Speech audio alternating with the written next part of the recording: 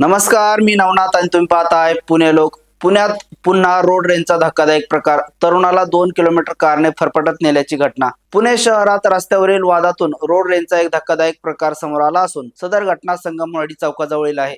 संगमवाडी चौकाच्या दिशेने येताना 2 वाहनांमध्ये किरकोळ कारणावरून वाद झाल्याचे रूपांतर गंभीर घटनेत झाले. या घटनेत एका महिलेने तरुणाला सुमारे 2 किलोमीटर पर्यंत कारने फरफटत नेल्याचा प्रकार घडल्याचे समोर आले असून त्याचा व्हिडिओ सध्या सोशल मीडियावर मोठ्या प्रमाणात व्हायरल होतोय. मिळालेल्या प्राथमिक माहितीनुसार वाहतुकीदरम्यान दोन्ही वाहनांमध्ये कट मारण्याच्या कारणाने वाद सुरू झाला होता. सुरुवातीला शाब्दिक वादाचे रूपांतर मोठ्या भांडणात झाले.